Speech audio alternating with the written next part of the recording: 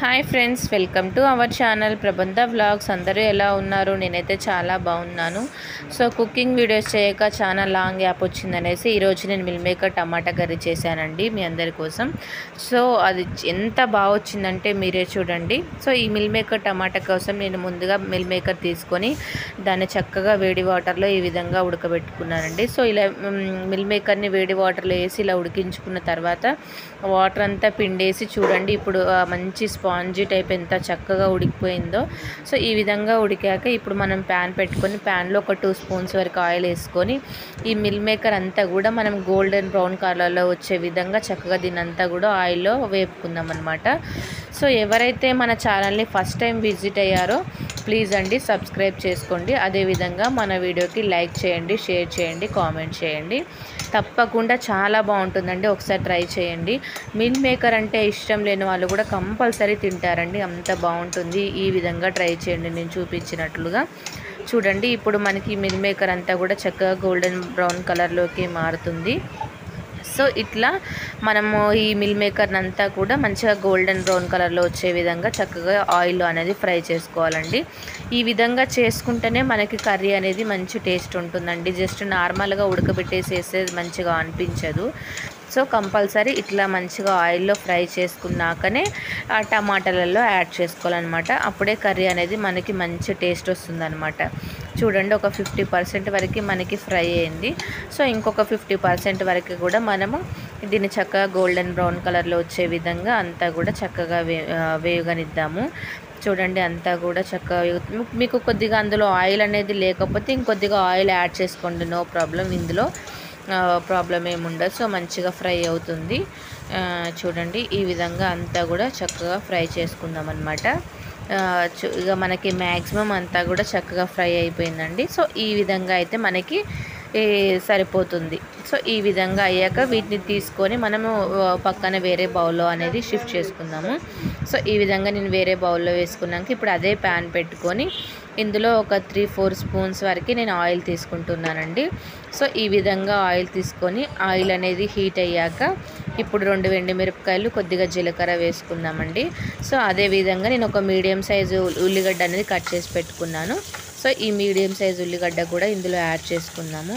ఇప్పుడు ఇదంతా కూడా చక్కగా మంచిగా ఫ్రై అయ్యేంత వరకు ఉంచుదాము. చూడండి సో ఈ విధంగా అంతా కూడా మనకి ఆనియన్ అనేది ఫ్రై అయ్యాక ఇందులో ఇప్పుడు నేను ఫ్రెష్గా అల్లం అనేది దంచి పెట్టుకున్నానండి. సో ఈ అల్లాన్ని అదేవిధంగా పసుపుని కూడా నేను ఇందులో యాడ్ చేస్తాను అనమాట. సో చూడండి ముందు ఆనియన్ అనేది ఫ్రై అవ్వనిద్దాం మనము. సో ఆనియన్ అనేది ఫ్రై అయ్యాక ఇప్పుడు అల్లము అదేవిధంగా కొద్దిగా పసుపుని నేను యాడ్ చేస్తున్నా చూడండి. సో ఈ విధంగా అల్లము అదేవిధంగా పసుపు మనం పచ్చి వాసన పోయేదాకా దీని అంతా కూడా చక్కగా మంచిగా ఆయిల్లో ఫ్రై అవ్వనివ్వాలన్నమాట.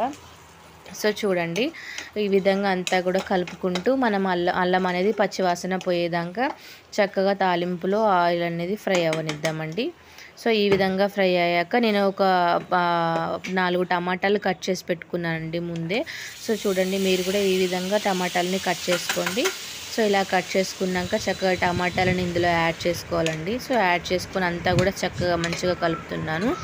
సో ఈ విధంగా కలిపాక ఏంటంటే మనకి టమాటాలు అనేవి తొందరగా ఉడకాలంటే మనం ఇందులో సాల్ట్ అనేది యాడ్ చేసుకుంటే మనకు టమాటాలు అనేవి తొందరగా ఉడుకుతాయండి. సో దానికోసం నేను ఇప్పుడే మ్యాక్సిమం కర్రీకి సరిపడా సాల్ట్ అనేది నేను ఇక్కడే యాడ్ చేస్తున్నాను అనమాట. చూడండి నాకు 1.5 స్పూన్ వరకు పట్టింది సాల్ట్ అనేది. సో ఈ విధంగా సాల్ట్ యాడ్ చేసుకోవడం వల్ల మనకి టమాటాలు అనేవి తొందరగా ఉడికిపోతాయి అన్నమాట. సో చూడండి నేను అంత సాల్ట్ వేసేసుకొని చక్కగా అంతా కూడా కలుపుకుంటున్నాను. ఈ విధంగా కలుపుకొని ఒక 5 మినిట్స్ వరకు మనం టమాటాలు అనేవి ఉడకనిద్దాం అనమాట. చూడండి ఈ విధంగా కలుపుకొని నేను పైన ఇక మూత పెట్టేసుకొని టమాటాలని చక్కగా ఉడకనిస్తాను. చూడండి ఒక 2 మినిట్స్ తర్వాతకి చూస్తే టమాటాలు అనేవి ఉడుకుతున్నాయి. సో ఇది ఇంకా ఉడకాలన్నమాట. ఇంకొక 5 to 10 మినిట్స్ వరకు టైం పడుతుంది. సో ఇలా కలుపుకొని మళ్ళీ ఒకసారి మూత పెట్టేసుకుందాం. సో చూడండి ఒక 5 మినిట్స్ తర్వాతకి చూస్తే చూడండి టమాటాలు అనేవి మనకి చక్కగా ఉడికిపోయాయండి. సో మనకి ఈ టమాటా అనేది ఈ విధంగా ఉడికితే సరిపోతుంది. ఇప్పుడు నేను ఇందులో ఏంటంటే మనకి రుచికి సరిపడా కారం అనేది నేను యాడ్ చేస్తున్నాను. సో నాకైతే ఒక 2 స్పూన్స్ వరకు కారం పట్టింది. మీ కారం తగ్గట్టుగా మీరు కూడా యాడ్ చేసుకోండి. నేను సాల్ట్ ఆల్రెడీ ఫస్టే యాడ్ చేశాను కాబట్టి ఇప్పుడు ఏదో కొద్దిగా లైట్గా వేసాను సాల్ట్ కూడా. సో ఈ విధంగా మనము ఉప్పు కారం అనేది ఇక్కడ యాడ్ చేసేసుకుంటే సరిపోతుంది. సో ఈ విధంగా వేసుకొని ఇప్పుడు మనము ఫస్ట్ ఆయిల్లో ఫ్రై చేసుకున్న మిల్ మేకర్ అనేది ఇందులో మనం యాడ్ చేసుకోవాలండి. సో ఇప్పుడు నేను ఈ గ్రేవీలో మిల్ మేకర్లు అనేవి యాడ్ చేస్తున్నానండి. చూడండి, సో ఈ విధంగా మనము మిల్ మేకర్ని యాడ్ చాలా ఈజీగా అవుతుందండి కర్రీ. కంపల్సరీ మీరు కూడా ఒకసారి ట్రై చేయండి, చాలా బాగుంటుంది టేస్ట్ కూడా. మిల్ మేకర్ అంటే ఇష్టం లేని వాళ్ళు కూడా చాలా ఇష్టంగా తింటారనమాట, అంత బాగుంటుందండి.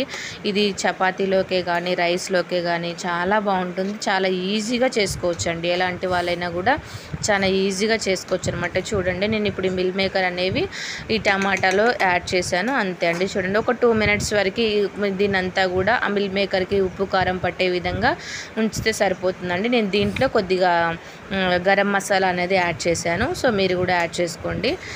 ఇది ఏంటంటే మంచి ప్రోటీన్స్ ఉన్న కర్రీ అండి, అసలు ఎంత బాగుంటుందో. ఈ మిల్ మేకర్ కర్రీ అనేది మసాలా గ్రేవీ కర్రీలా చేస్తే కూడా చాలా బాగుంటుందండి. సో చూడండి, ఒక 2 మినిట్స్ తర్వాతకి నేను ఈ కొత్తిమీర అనేది యాడ్ చేసుకున్నానండి. సో ఈ విధంగా కొత్తిమీర యాడ్ చేసుకొని స్టవ్ ఆఫ్ చేసుకుంటే సరిపోతుందండి, అంతే అండి. టమాటా మిల్ మేకర్ కర్రీ రెడీ అయిపోయింది, చాలా బాగుంటుంది. తప్పకుండా మీరు ట్రై చేయండి. Thank you for watching friends.